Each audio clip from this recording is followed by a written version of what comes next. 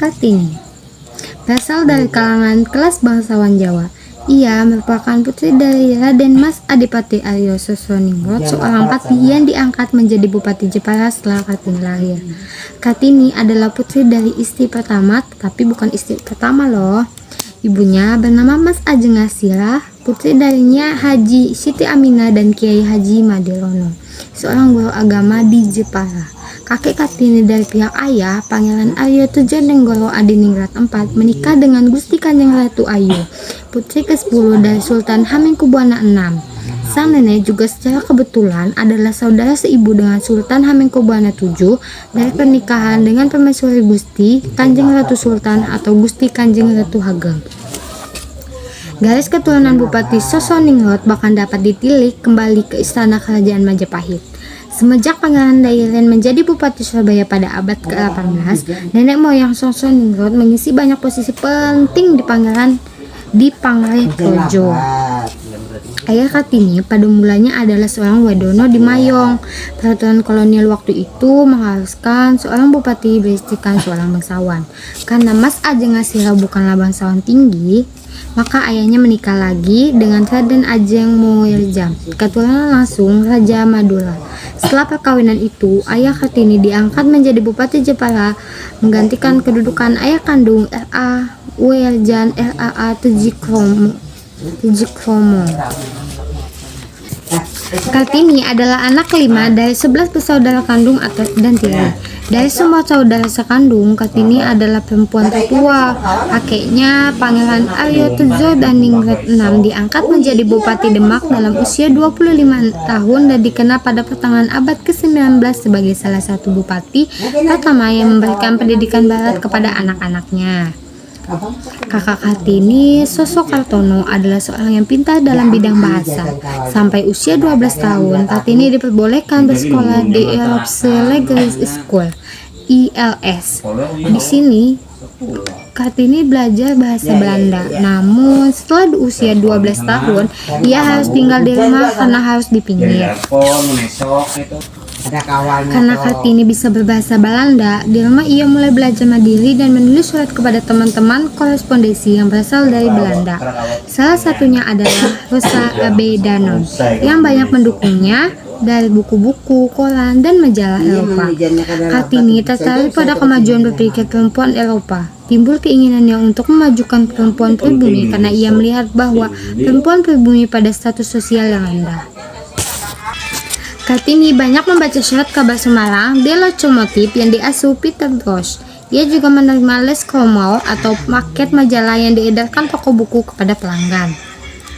Di antaranya terdapat majalah kebudayaan dan ilmu pengetahuan yang cukup berat.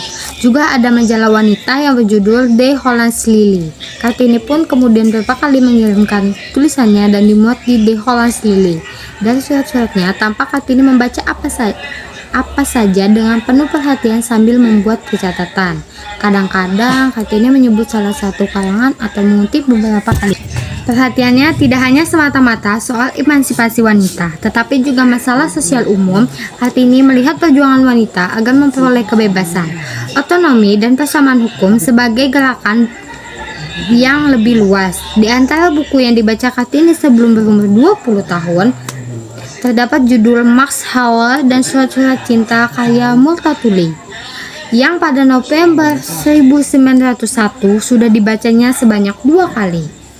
Selain itu, Kartini juga membaca The Steel Couch atau Kekuatan Abadi karya Louis Covers dan karya Van Eden yang bermutu tinggi, karya Augusta DeWitt yang sedang-sedang saja, Roman the Feminist karya Nyonya Gikov de Jong van Beek, dan sebuah roman anti perang karya Bertha von Suttner. Semuanya berbahasa Belanda dan sulit untuk diucapkan. Oleh orang tuanya, Kartini dijodohkan dengan Bupati Rembang KRM Adipati Aryo Singgih Tudjonegoro yang sudah pernah memiliki 3 istri. Kartini menikah pada tanggal 26 Oleh orang tuanya, Kartini dijodohkan dengan Bupati Rembang KRM Adipati Aryo Singgih Tudjonegoro yang sudah pernah memiliki 3 istri. Kartini menikah pada tanggal 12 November 1903 Suaminya mengerti keinginan Kartini dan Kartini diberi kebebasan dan didukung mendirikan sekolah wanita di sebelah timur pintu gerbang kompleks kantor Kabupaten Rembang atau di sebuah bangunan yang kini digunakan sebagai gedung pramuka. Sekolah Kartini didirikan pada 1918. Anak satu-satunya, Soe Salit de Jodingrat atau lebih dikenal dengan Raden Mas Singeh, lahir pada tanggal 13 September 1904. Beberapa hari kemudian, pada tanggal 17 September 1904, Kartini meninggal dunia pada usia 25 tahun. Kartini dimakamkan di Desa Bulu, Kecamatan Bulu, Rembang. Berkat kegigihan Kartini, belakangan didirikan sekolah wanita oleh Yayasan Kartini di Semarang pada tahun 1912 dan kemudian di Surabaya, Yogyakarta, Malang, Madiun, Cirebon, dan daerah lainnya. Nama sekolah tersebut adalah Sekolah Kartini. Yayasan Kartini ini didirikan oleh keluarga Van Deventer, seorang tokoh politik etis.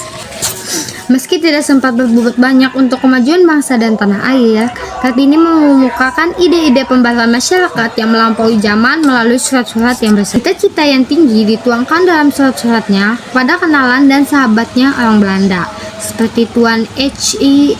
Abendanon, D. Hollander, Profesor Dr. G.K. Anton, dan Nyonya H.H. von Kool. Surat-surat Kartini diterbitkan di negeri Belanda pada 1911 oleh Mr. J.H. Abendanon dengan judul Door Duisternis Torlich, diterjemahkan ke bahasa Indonesia oleh sastrawan pujangga baru Armij van pada 1922 dengan judul Habis Gelap Terbitlah Terang. Kartini juga mendapatkan penghargaan sebagai pahlawan kemerdekaan nasional melalui keputusan Republik Indonesia nomor 108 tahun 1964. Setelah kematiannya, saudara perempuannya melanjutkan pembelaan untuk mendidik anak perempuan dan perempuan lainnya. Ulang tahunnya sekarang dirayakan di Indonesia sebagai Hari Kartini untuk menghormatinya. Dari semua kisah Kartini yang saya bacakan dan saya jelaskan pada video ini, saya dapat mengambil kesimpulan bahwa pendidikan penting bagi perempuan untuk membebaskan diri dan dari tradisi dan mencapai potensi penuh. Perempuan memiliki hak dan kesempatan yang sama untuk mengejar mimpi dan cita-citanya. Perempuan harus berjuang untuk kemajuan dan kemandiriannya. Perempuan harus menjaga keseimbangan peran tanpa melemahkan ketahanan keluarga. Perempuan harus memiliki hak yang seimbang dengan kewajiban yang harus ditunaikan. Perempuan adalah pembawa peradaban. Perempuan harus berani melawan stereotip yang menempatkannya sebagai ibu rumah tangga saja. Kesetaraan adalah hak kita, bukan hak istimewa.